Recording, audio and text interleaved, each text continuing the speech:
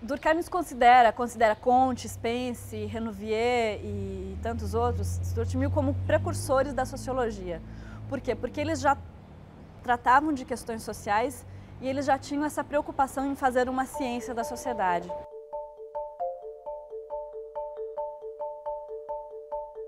O contexto político crucial do Durkheim é o contexto de consolidação da Terceira República. Então, desde quando ele era adolescente até a idade adulta, essa foi uma questão sempre muito presente e que, de certa maneira, orienta todas as preocupações políticas que ele teve no decorrer da vida. Essa quase obrigação moral que todos os intelectuais da época sentiam de consolidar a República.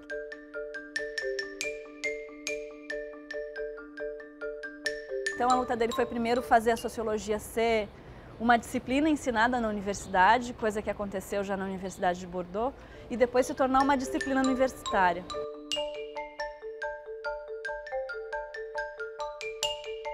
Para você, inteligente, mas não se isso terá para você. Terá preconceitos.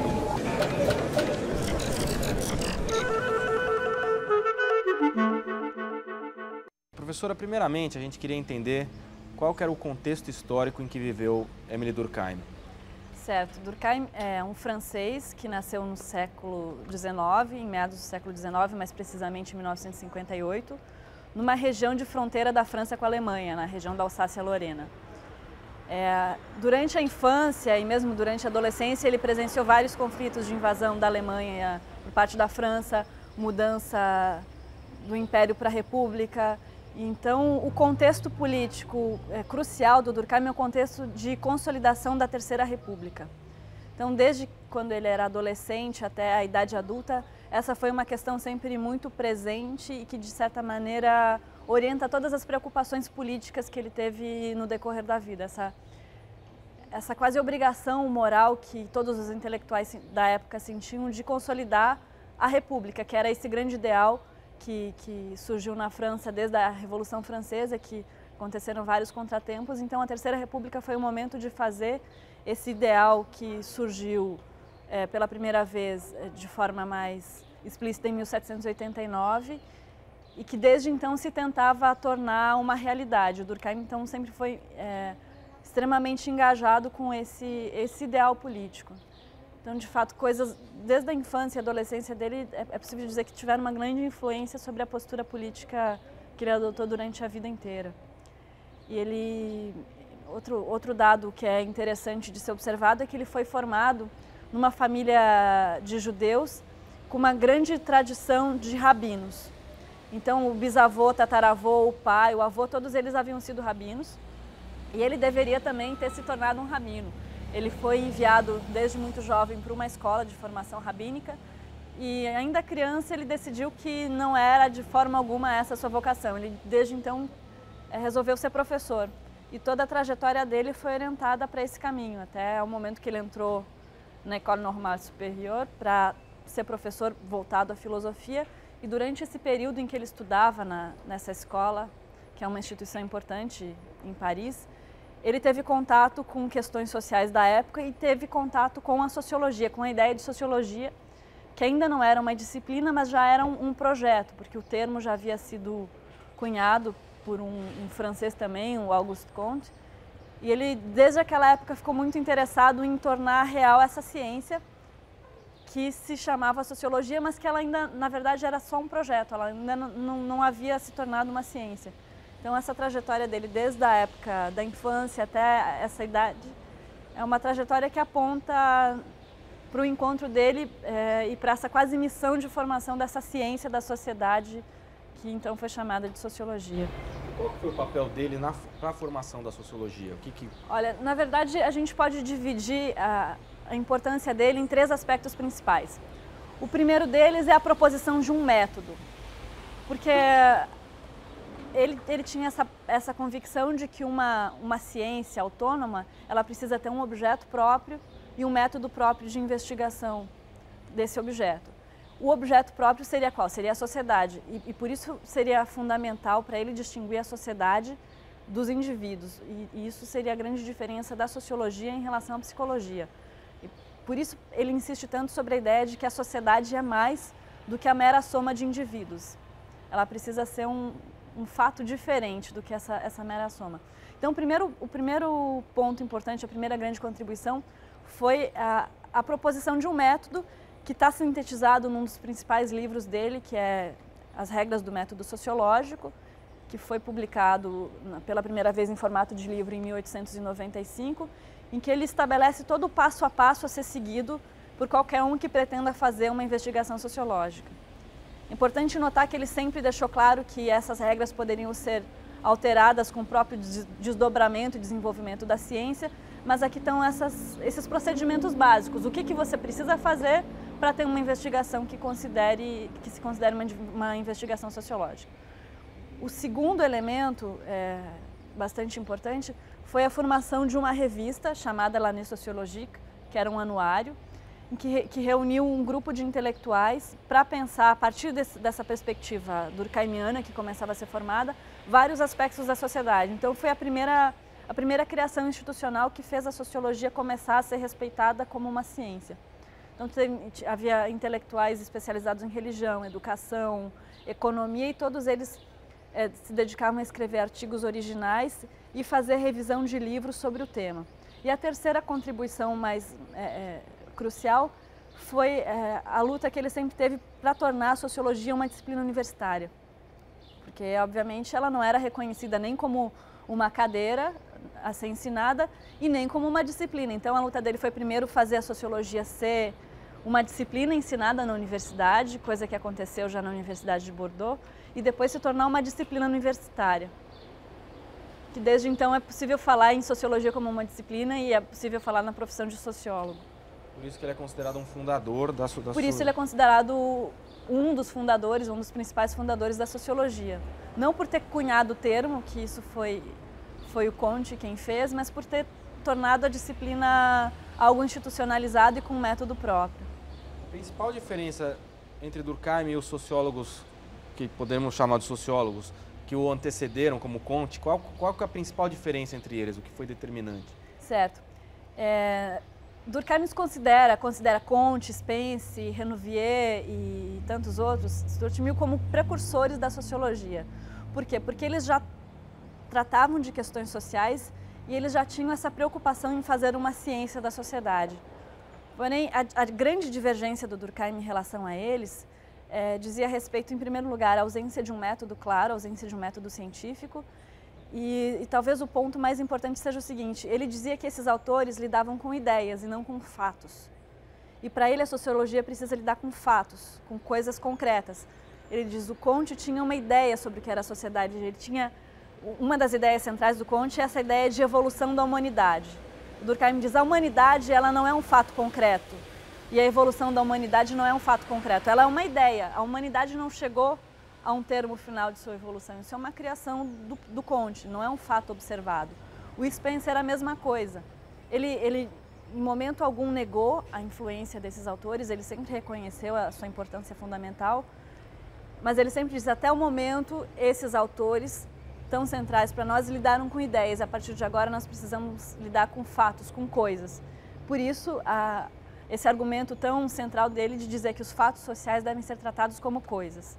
Ou seja, coisas que existem na realidade e que podem, sim, ser observadas. O que é um fato social, para a gente tentar definir isso? Certo. Bom, esse talvez seja o conceito central do Durkheim, que está presente desde os seus primeiros escritos e que permanece até suas últimas obras. Acho que a primeira coisa que a gente tem que ter em consideração é o seguinte: quando a gente pensa em fato, a gente sempre pensa num acontecimento. E não necessariamente é isso que quer dizer fato social. Fato social é também um feito. É tudo aquilo que é construído pela sociedade, ou seja, não é natural.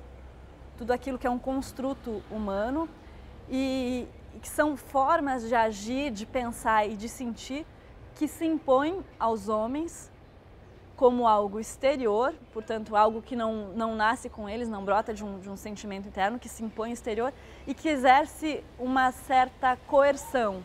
Coerção é, na verdade, uma certa obrigação, ele se impõe ao indivíduo, ou seja, não são coisas que dependem da escolha. O indivíduo sente que precisa agir daquele jeito. E na maior parte das vezes, isso se impõe de forma inconsciente. No geral, nós não temos consciência dessas formas de agir, de pensar. A gente age, a gente naturaliza. Geralmente os fatos sociais são muito naturalizados. E parte da função da sociologia é desnaturalizar isso, pensar tudo isso como uma criação, para então ser possível analisar sociologicamente as suas causas, as suas funções na sociedade. A diferença entre ser individual e ser social tem um pouco a ver com o fato social, né? Sim. Qual a diferença entre esses dois, o ser individual e o ser social?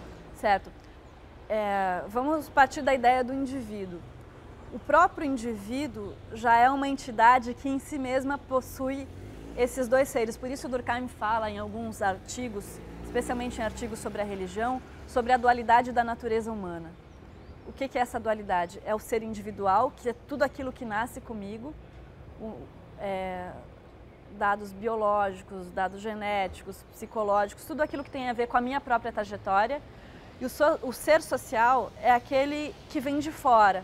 São justamente essas formas de agir, de pensar, de sentir, que são consolidadas na sociedade, ou seja, é a nossa maneira de perceber o tempo, é aquilo que a gente considera como belo, como feio, aquilo que a gente considera como certo e como errado, maneira de se locomover, todas essas coisas que a gente assimila a partir de fora. O ser social, ele existe tanto fora dos indivíduos como internalizado em cada um dos indivíduos. O ser social, ele está encarnado nisso que o Durkheim chama de representações coletivas, que são todas as ideias e sentimentos que nós compartilhamos e que estão encarnados, em primeiro lugar e sobretudo nos códigos jurídicos, nos romances, na poesia, nos ditos populares, na nossa maneira de vestir. Tudo isso diz respeito a esse ser coletivo. E esse ser coletivo, ele de certa maneira está encarnado em cada consciência particular e está em interação constante com o ser individual, mas ele está acima dos indivíduos, tanto nos indivíduos dessa geração, e parte da sobrevivência desse ser coletivo diz respeito ao fato de que ele é transmitido de uma geração a outra através da educação. E por isso que ele se impõe com tanta força. Na verdade, a própria existência da sociedade, da coletividade, depende dessas representações compartilhadas. É o que confere uma identidade comum aos indivíduos, é o que permite a gente falar de uma sociedade. A gente pode dizer que o ser social é mais importante que o individual ou não? Ou isso é uma... É impossível você falar de uma relação de importância, porque sem o ser individual, o ser social também não existiria, porque são os indivíduos também em coletividade que elaboram o ser social. Então, se não existissem os seres individuais, o ser social também não poderia existir. Do mesmo modo que para ele, sem o ser social, os seres individuais, o indivíduo sozinho, com sua natureza, seria apenas um animal, não seria isso que nós chamamos de homem. O ser individual é aquele que veio ao mundo e que depois o ser social que vai surgir. É o que o ser social ele existe independente dos indivíduos, mas o próprio indivíduo também se torna um ser social na medida em que ele faz parte de uma sociedade. Entendeu? Mas ele também existe fora e acima desses indivíduos, e encarnado nessa ideia de representações coletivas. Mas também não é possível falar de uma relação de importância de um em relação ao outro. Os dois coexistem. E o ser individual, ele não tem uma opção de não ser um ser social. Não tem, porque a partir do momento em que se nasce numa sociedade, o ser social automaticamente, por assim dizer, já se impõe ao ser individual. A partir do momento que a criança nasce, a mãe já pega no colo de uma certa maneira, já fala, já usa um certo tipo de voz, já utiliza um idioma. A linguagem talvez seja um dos elementos mais cruciais de determinação do ser social, é a forma de expressão. Então, a não ser que fosse um indivíduo que nascesse num local completamente isolado, sem qualquer contato com outro ser humano. Então, é impossível a gente pensar hoje no mundo alguém que exista apenas individualmente, sem isso que foi herdado de fora e herdado das gerações anteriores. Porque quando a gente pensa em ser social, ele não existe somente nesse momento agora. É óbvio que ele está em constante transformação, mas a força dele vem justamente disso, é um legado muito antigo. E ser social não é só o ser social brasileiro, paulista, tem a ver com a própria história da humanidade. Desde que o homem se tornou homem e passou a se relacionar socialmente, nós temos maneiras de perceber o tempo, de perceber o espaço, a própria necessidade de interdição, de valores morais. Tudo isso são heranças muito antigas e que fazem e que constituem esse ser social. Entendi. O ser social, ele vive em hoje ele vive numa sociedade moderna, uma sociedade complexa. Como é que ele consegue conviver com outros seres? Como é que uma pessoa consegue conviver com outras pessoas? Certo. Uma das características importantes da sociedade moderna é o culto ao indivíduo e à individualidade, que na verdade são duas coisas diferentes. O culto ao indivíduo é o culto a essa entidade abstrata dotadas de direito à igualdade e liberdade, que é uma construção intelectual que se tornou parte da nossa moral, e também é um certo culto à individualidade, significando com isso que você... hoje em dia não existe uma pressão para você ser igual a todo mundo, coisa que existia há um tempo atrás. Hoje é considerado bacana você ser uma pessoa original, com seu gosto próprio. Então essa demanda de individualidade, é curioso notar, ela própria é uma demanda social. Hoje em dia é uma demanda social você ser dessa maneira.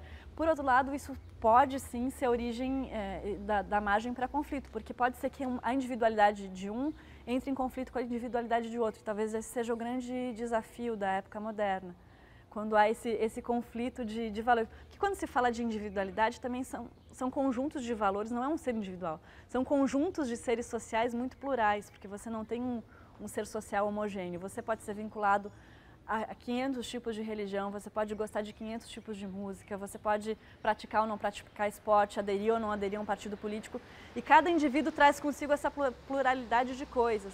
Entendeu? Então, talvez esse seja o grande desafio da época moderna, como indivíduos tão diferentes podem viver juntos no mesmo espaço. Ou seja, é preciso que, apesar dessas diferenças, exista alguma coisa a mais que garanta não só a solidariedade pela divisão do trabalho, que é um fato da sociedade moderna, a gente pode falar disso um pouco depois, mas é preciso que também haja um valor comum. E essa é uma questão interessante no Durkheim, que ele diz: qual é o valor comum na sociedade moderna?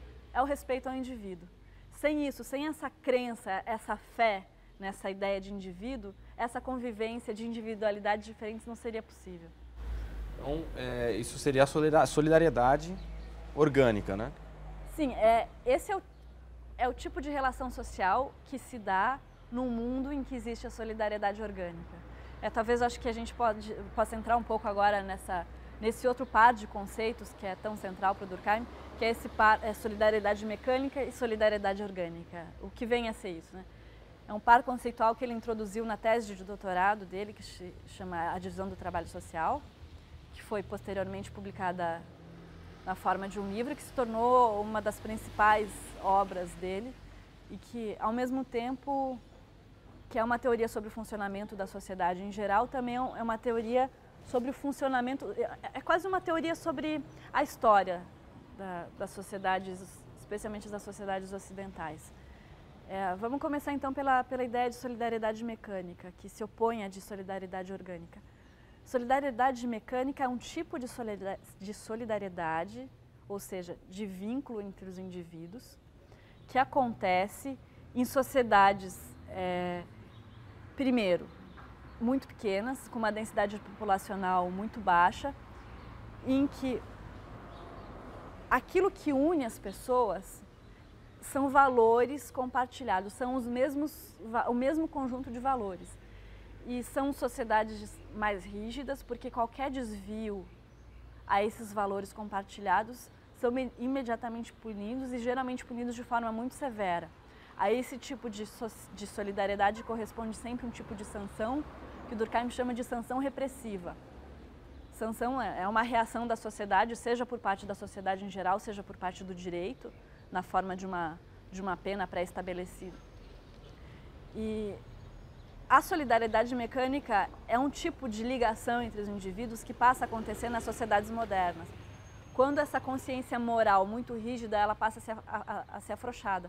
Ou seja, você tem várias formas de vida diferentes. Você não tem mais um único conjunto de valores. Você não está mais numa sociedade que você precisa ser ou protestante, ou católico, ou judeu, ou muçulmano, ou qualquer outra coisa.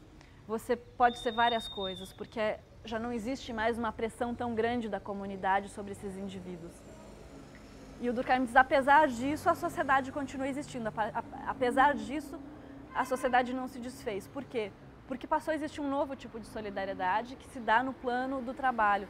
As relações sociais, nas relações sociais de trabalho também existe um conjunto de normas.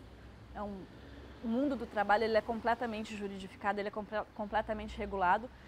E esse tipo de regulamentação passa a ser central para esse novo tipo de contrato social. A gente pode usar essa expressão, não é uma expressão que ele use muito.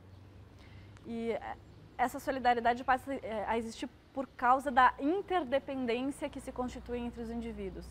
Você tem como uma cidade como essa, que nós estamos aqui, isso é possível de ser visto com um pouco mais de clareza, porque talvez as relações sejam um pouco menos complexas do que em sociedades muito grandes, né? A gente pode ver exemplos muito simples dessa divisão do trabalho, da pessoa que vende os produtos, da pessoa que produz as coisas. A divisão do trabalho ela não se dá apenas no interior de uma fábrica, porque muitas vezes a gente pensa nisso, né? Numa fábrica tem quem aperta o parafuso, tem quem... Enfim, a gente tem essa imaginação, acho que essa ideia é bastante clara na cabeça, né? Que é uma forma de divisão do trabalho. Mas a divisão do trabalho também se estende por toda a sociedade. Se a gente pensa em todas as funções que são necessárias para que a sociedade exista. Hoje em dia, cada indivíduo está extremamente especializado. Alguém que é, sei lá, médico, ele só faz aquilo e a vida dele é aquilo. Ele tem quem produza a sua comida, ele tem quem cuide das estradas, ele tem quem tome as decisões políticas. E essa própria dependência um do outro, porque se não houvesse isso, a consequência disso também seria a própria pauperização, porque você precisa dessa especialização e dessa divisão para ter mais produto, para você ter mais meios de sobrevivência, a sociedade se torna mais sofisticada, você tem demanda de bens culturais, você não tem mais necessidade apenas de comer e aquelas necessidades muito básicas, surgiram novas necessidades. E a sociedade se complexificando, a consciência dela, as representações coletivas se tornam mais complexas, menos pesadas, e a solidariedade se dá por essa necessidade de interdependência. Então é um pouco essa dicotomia entre solidariedade mecânica e solidariedade orgânica. Uma das causas, a principal talvez causa da solidariedade orgânica é o aumento dos territórios, o aumento físico dos territórios de cada sociedade, somado ao principal fator que é o aumento da densidade populacional, que traz consigo uma densidade moral. Isso traz consigo uma série de outras consequências. O indivíduo já não está mais tão preso à família, ele não sofre mais tanto a influência dos ancestrais, por assim dizer. Ele tem um leque de opções de outros grupos menores aos quais ele pode aderir. Então, é uma série de causas secundárias e tudo isso constitui esse tipo de solidariedade que o Durkheim chama de solidariedade orgânica. Quando há problemas na solidariedade, a gente tem uma coisa que ele chamava de anomia, né? Isso. O que você poderia explicar para a gente Certo, o que é a anomia? Certo. A anomia é um conceito um pouquinho complexo porque ele transita por várias áreas, mas a ideia geral, a anomia ela é tanto a ausência de regras quanto a ausência de solidariedade. Qual é o problema para o Durkheim da ausência de regras? Porque sem regra não existe um parâmetro de vida comum. A gente não pode confundir anomia com autonomia. Para ele são duas coisas completamente diferentes. Você questionar a regra é uma atitude de autonomia. Agora, você não querer regra alguma, ou você tendo uma sociedade sem qualquer regra e sem qualquer organização, você tem um estado de anomia. E o estado de anomia traz consigo todo tipo de patologia social.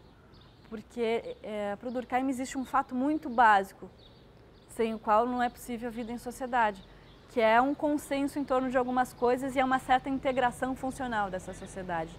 Sem isso você não pode ter nada, você não tem divisão do trabalho, você não tem reprodução material da vida, você não tem família, sem essas coisas muito básicas. Então a existência de regras e a existência de um certo funcionamento social, ou seja, a ausência de anomia, é o pré-requisito para se falar em vida social. Por isso, para ele, os momentos de transformação social são muito delicados. Porque toda transformação social, ela tem a primeira etapa, que é o questionamento da moral vigente. Então, o momento de transição é um momento muito delicado, porque você não pode passar do momento da crítica para o nada.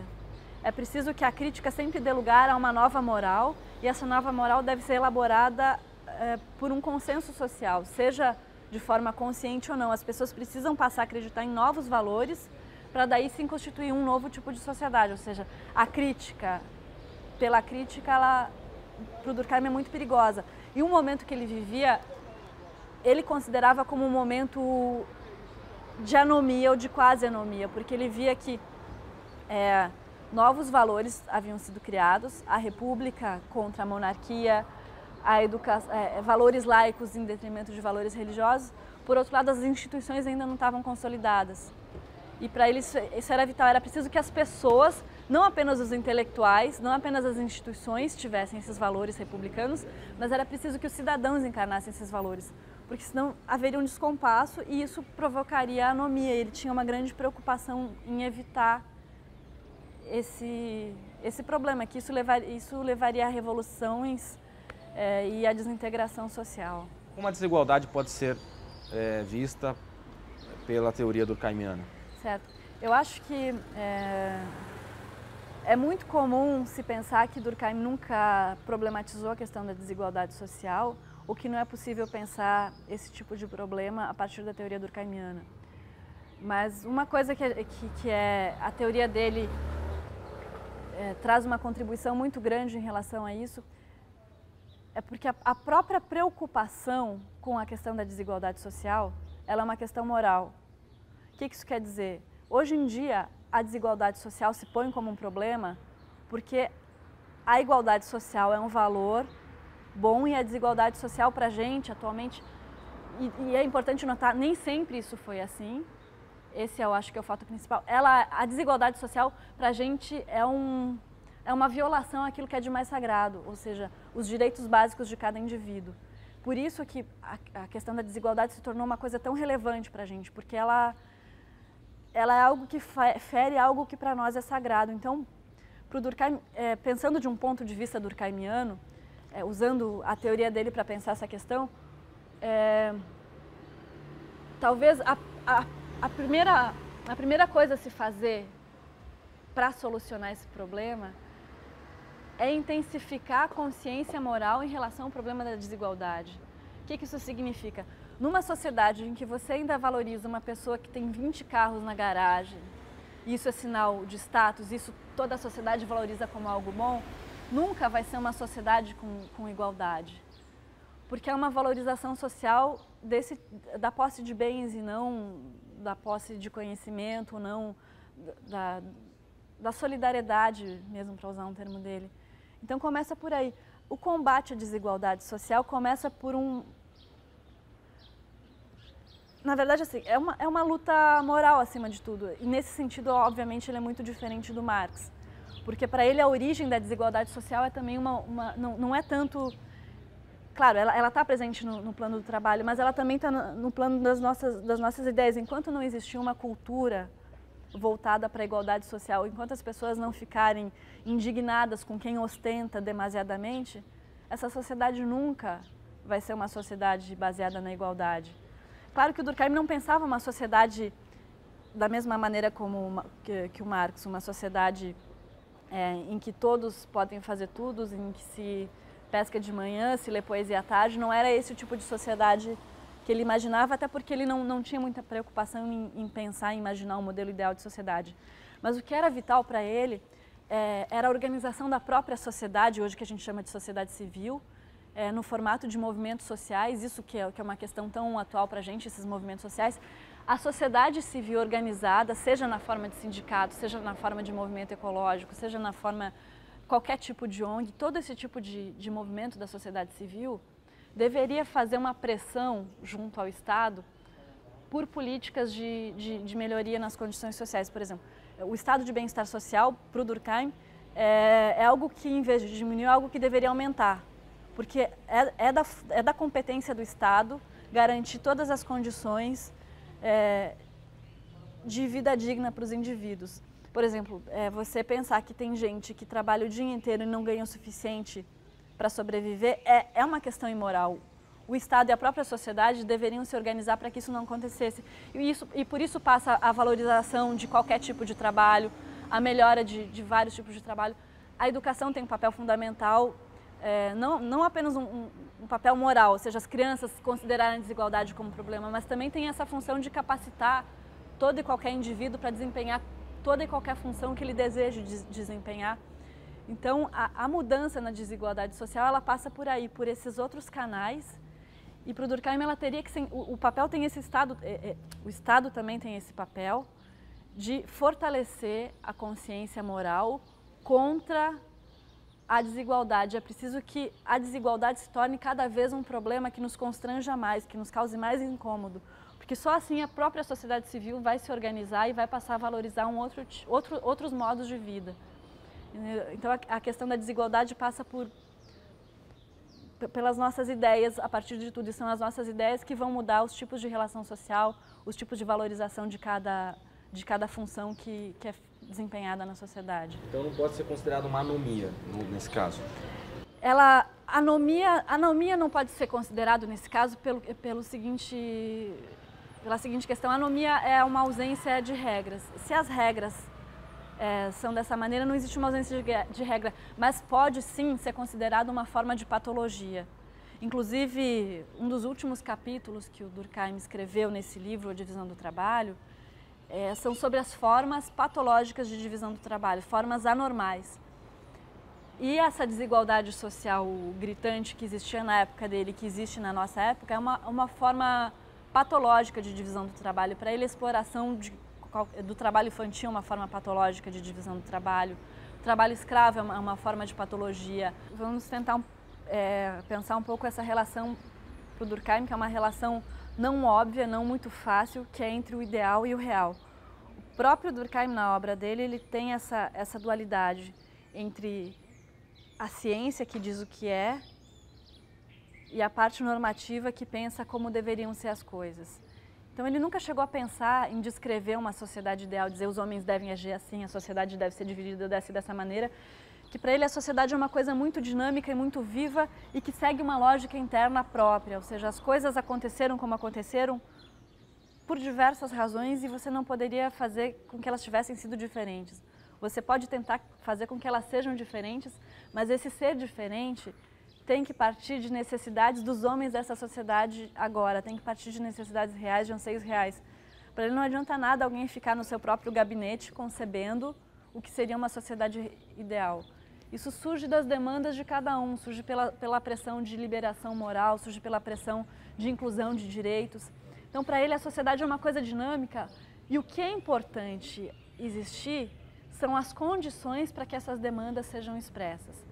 Uma sociedade ideal é aquela em que os indivíduos não são coagidos pela força a fazer qualquer coisa, em que eles podem se expressar livremente e essa possibilidade dessa esfera pública, que é um termo tão comum nas teorias sociais hoje, essa esfera pública tem que ser um espaço de manifestação das demandas dos indivíduos, não apenas como indivíduos, mas através desses grupos secundários, que para eles são instâncias centrais.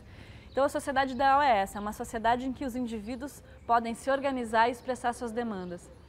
E talvez como ideal para ele, que ele acredita que seja quase que uma tendência das sociedades, é a sociedade deixar de ser uma sociedade baseada em valores religiosos e passar a ser uma sociedade baseada em valores laicos. Porque uma sociedade laica, ela está mais próxima da verdade, sendo verdade o seguinte, a compreensão de que a própria religião e a própria ideia de Deus é uma criação social. Então, na medida em que se toma consciência disso, os indivíduos são mais livres para saber que as regras que eles próprios seguem são regras que eles criaram. Não eles, enquanto indivíduos, mas enquanto membros de uma sociedade. Então, essa consciência, a possibilidade de se ter essa consciência, para o Durkheim, talvez não seja errado dizer que seja um ideal a ser atingido, um ideal para o qual a escola tem um papel absolutamente central. O Durkheim ele é tido como um pensador que foi funcionalista, certo, né? Eu queria que você explicasse para nós o porquê do uso desse termo não é tão correto e explicar essa visão do Durkheim em relação aos papéis de que cada indivíduo exerce na sociedade. Certo. Na verdade, o termo funcionalista, ele foi sempre utilizado para descrever a obra do Durkheim. Na verdade, os dois eram sempre identificados, Durkheim igual funcionalista. Porque hoje em dia a gente tem certo cuidado para a utilização desse termo, porque esse era um tipo de abordagem que enfatizava apenas um lado do Durkheim e compreendia a teoria dele de uma forma um pouco equivocada. Equivocada porque recortada, porque não via a teoria dele de uma maneira ampla. A ideia de função é uma ideia que está, sim, presente no Durkheim. Não seria totalmente equivocado dizer que ele é um autor funcionalista, porque isso está presente nele. Mas qual é o problema dessa abordagem? Porque com essa ideia você pensa o Durkheim como um autor que concebeu a sociedade como um todo fechado, parado, em que cada indivíduo desempenha um papel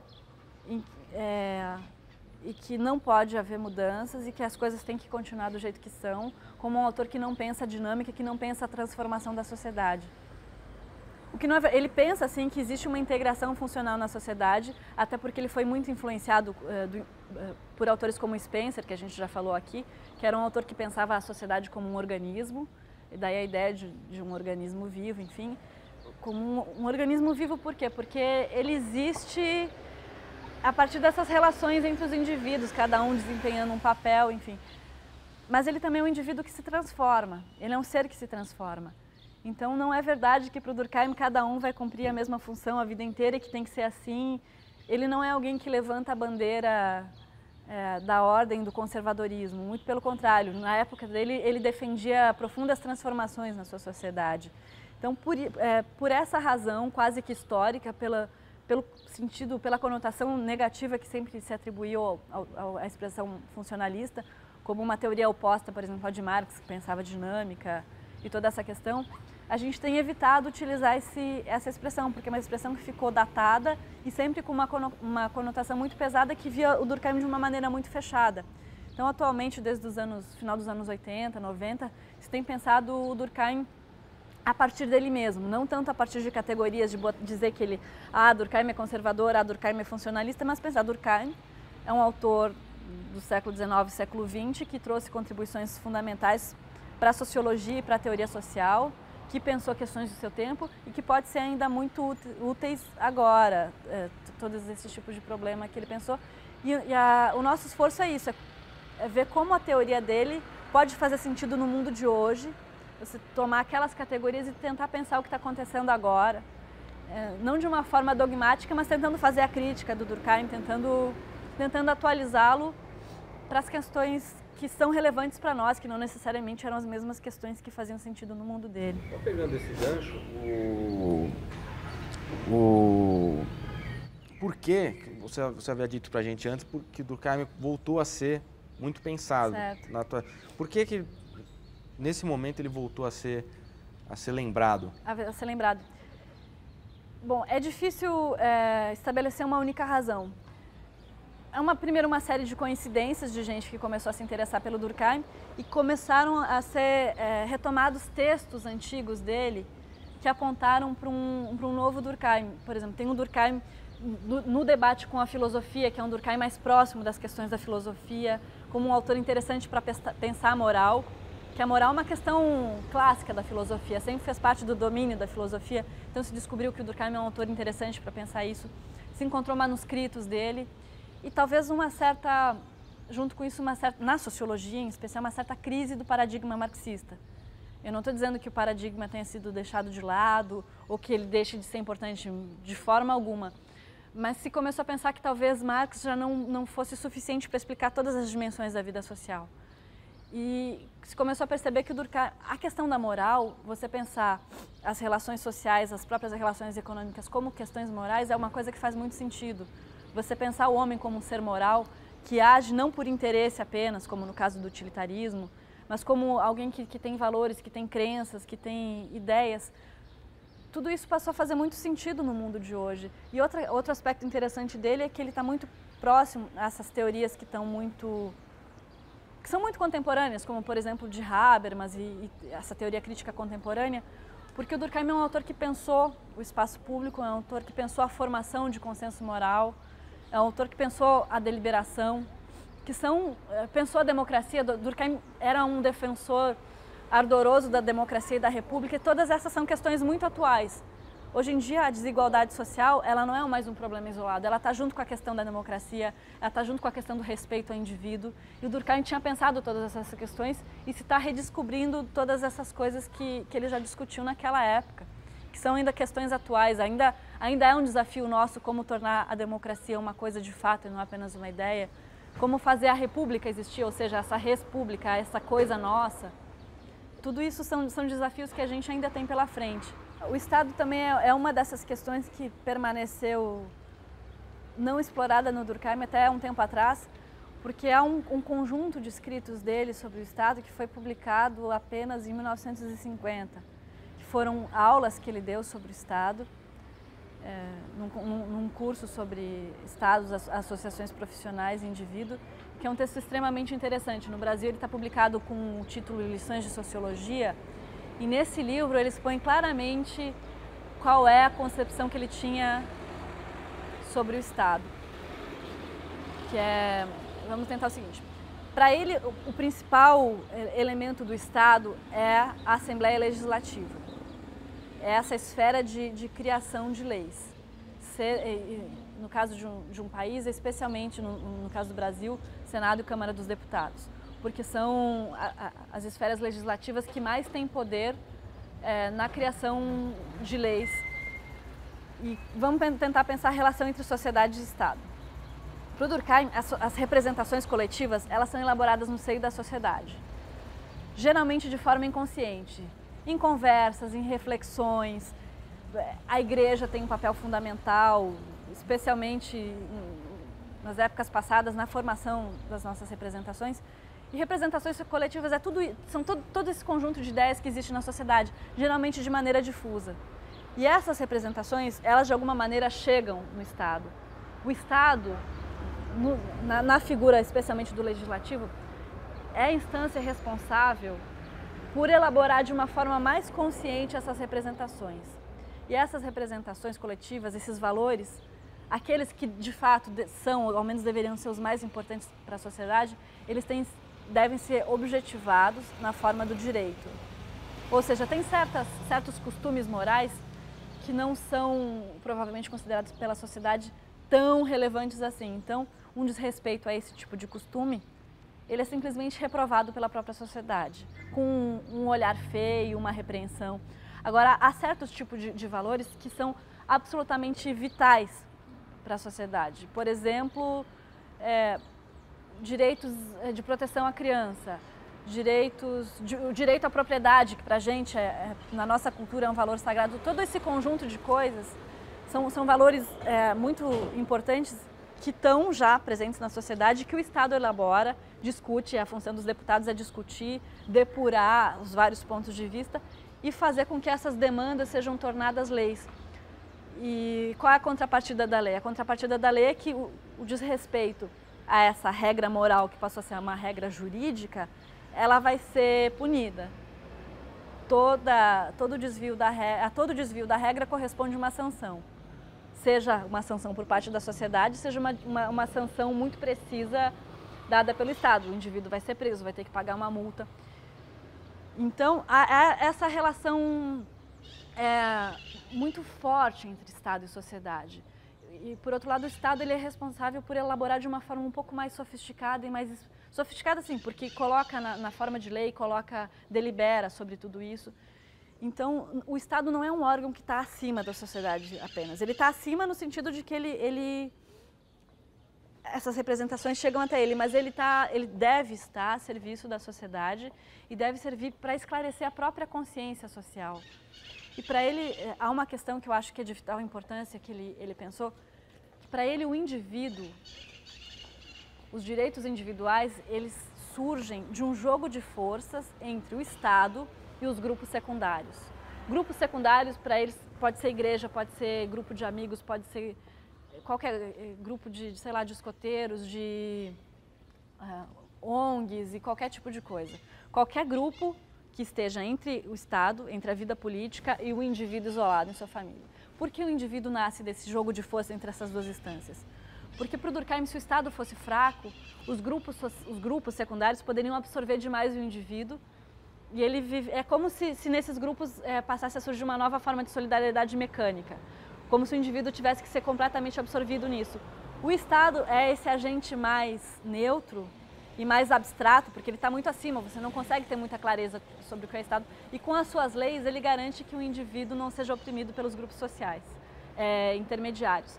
Por outro lado, sem esses grupos, se existisse só o Estado e os indivíduos, o indivíduo não teria uma identidade, ele seria um ser, ele não teria gostos definidos, ele não teria vínculos. Então o indivíduo surge desse equilíbrio de forças, ele vem com a sua própria trajetória e participa desses vários grupos intermediários, e esses grupos intermediários eles têm o seu poder amenizado pelo Estado. Então a sociedade se constitui dessa maneira. O Estado protege o indivíduo e garante seus direitos individuais, e os grupos intermediários chegam com suas demandas e, ao mesmo tempo, conferem uma certa identidade aos indivíduos.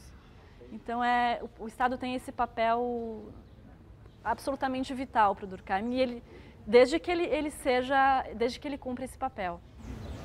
Maravilha. Valeu. Para você, inteligente, mas não se conhece o final terá para você. Terá para o seu